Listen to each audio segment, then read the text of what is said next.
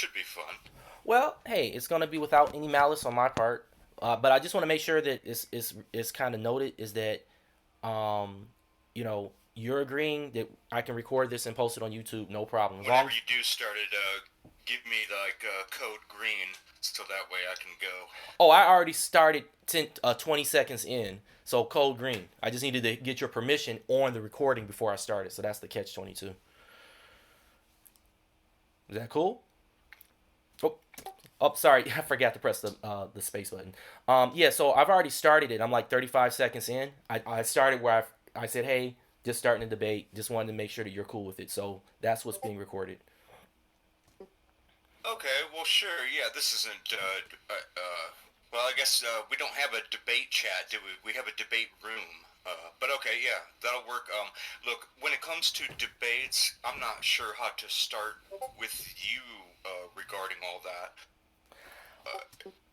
It sounds like you're of the position of solidity towards this Earth. And is that an appropriate statement, or like where are you at to start with it? Okay, well, you said solidity, but I'll just clarify. I am a person that recognizes that the Earth is a globe, that we travel in space. The sun is 93 million miles away on average, and so on and so forth. All of it. So, Okay, yeah. So I personally doubt those claims. It's not measured or observed to be that way, in my opinion. So let's start there. okay, so the measurements are something that we're going to have to get people who have more experience to explain or to extrapolate from. I don't have the equipment. I can show on my camera what I have, but there is no way that I have the equipment, nor do I have the interpretive information, which would be required to be done at least on a multi-page paper to say, okay, look, this is why we have measured it. You see what I'm saying? But the measurements are there, and there's ways to confirm those measurements in more casual ways. That's separate from what I wanted to discuss, but I can try to have a Okay, brief okay. overview.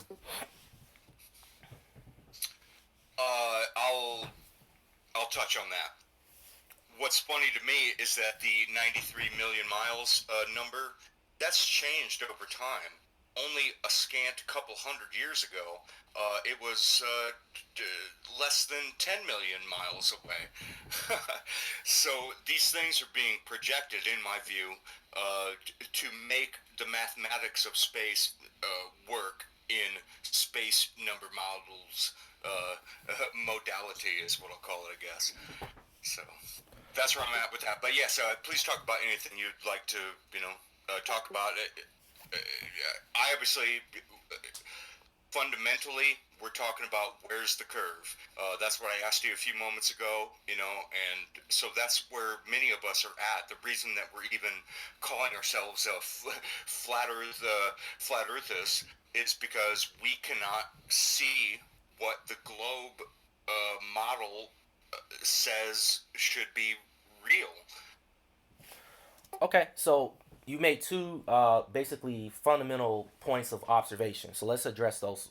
Firstly, Okay. going to research that was 100 years old in general, in all disciplines, in all studies, is not something to compare as equal to present day research. And that's because of the obvious reason you build upon the research of the past.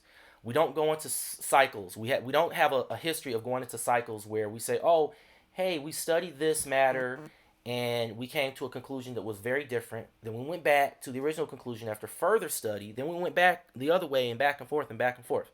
You may have a couple times where the scientific methods have been refined and the quality of the technology to measure things has improved. That you might have had some reinterpretation that kind of lends one to say, hey, that kind of goes back to what people were saying in the past.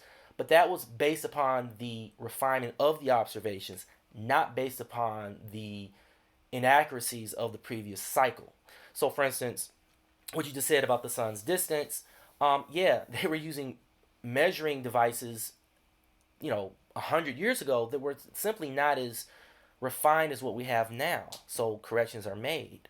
But, and this leads to your second point, is that you have to start with what you can observe beyond just the what's called the apparent visual observation. You say, where's the curve? I can't see it. I agree. You can't see a curve when you're standing 6 feet off the ground. It's just not going to happen. But you can't see air either. And there's a whole bunch of other things that you can't see. And you have to make more observations beyond just your basic visual acuity, I guess is the word. Okay, well then why can't we see the curve from 121,000 feet? Where is it? So if let me try to calculate 121,000 feet. Is that about what, 30 miles or something? I'm roughly doing it in my head. What is a mile is 5,200 feet approximately, so Like 27, 28 miles. yeah. Okay. So if you were, so this is here's how I respond to that. The plethora of science indicates that the globe, the Earth, is 25,000 miles in circumference and about at least 10,000 miles in diameter. Okay, so you ask yourself an honest question: if you were standing on a globe that was of that dimension, would you see a curve at 27 miles up? The answer would be no. You just would not see that curve with your own human eyes. Well, see, that's where we have some conflict because Mr. Pear Guy DeGrasse says that from 70,000 feet you can see the curve, but you can't. So what the fuck? Like, what is going on here with these theoretical astrophysicists? I just don't get it, man. Some of this shit don't add up to what they're saying should be real. Okay, so here's what you're supposed to do. Being responsible, you would look at what he said. Let's cite what he said, because he's just one person. Even though he's a respected astrophysicist, he's one person, and the scale and the exaggeration of what he's saying is something that is a matter of contention between us right now. Because I'm not going to try to hold the plethora of knowledge based upon his estimation alone, although his estimation to me is valuable. What I'm saying is from what seems to be apparent from 1,000,000 feet, you can definitely see it. You know what I'm saying? Like, so if we're going to argue about there's like a baseline, there's like a low point, right? Which is like 0 feet, 2 feet, 10 feet, right? Then there's an extreme. Show me a picture from 1,000,000 feet. Right. And so now, Okay. right now, that's what I'm trying to get at. Now, then there's a high point. So you're looking at almost like a bell curve, and the curve, that bell curve, that's the region of that gray area where we debate. Well, can you see it at that number of feet? Well, yeah. Well, so and so says no, and so my response is, guys, then let's double it, let's quadruple it. So then I ask you this: when people show you those pictures from further up, do you automatically say that they're CGI?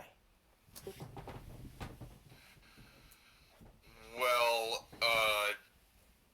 it's admitted that pictures of what are images of Earth are CGI. Rob Simmons said it.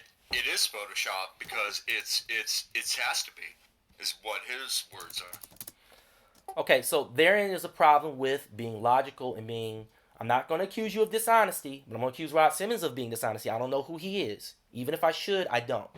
But for someone to say, you should totally know this by now. If you've been looking into the globe versus flat thing, you should know Rob Simmons, bro. I'll send you a picture of his face. Maybe you do know it.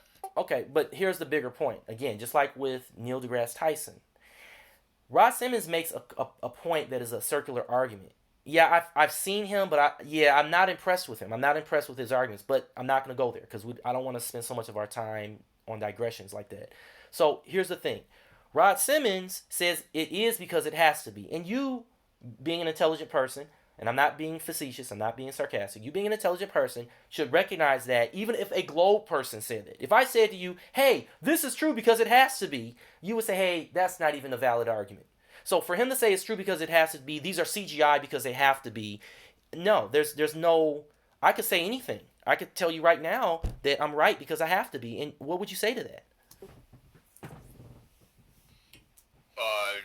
You want me to answer that question? Like, you're right because you have to be? I'm sorry, I don't follow. Right. If I tell you anything is because it has to be, what would you say to me? well, then I want to know the specifics. In terms of Rob Simmons, what is going on? He said the Earth is photoshopped because it has to be, because there are no actual pictures of the Earth. They have to be tied together via CGI. But that He said it, so that's the deal. but that's what I'm saying. That's a raw deal because he's basically saying it is because it has to be. Watch when I upload this and you play this part back. This is at the 10-minute mark. I'm gonna hope that you look at it and you go, oh yeah, I see what you mean. Again, he says it is because it has to be because it's CGI because what? Because he says so. Now, splicing separate images together is not CGI, and secondarily, there are images where there is no splicing. I was having my last Discord that I posted successfully. I debated Bev, showing him, look, this is not pictures that are spliced together. This is a single solitary image, and he couldn't accept that.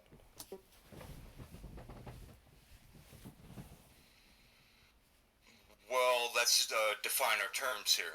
So splicing is not CGI. I mean, it's computer-generated imagery Yeah, let me pause. together. Hold on. Let me stop the recording at this point. This is going to be part one because I got to keep it in 10-minute chunks until I become better adept at using the service.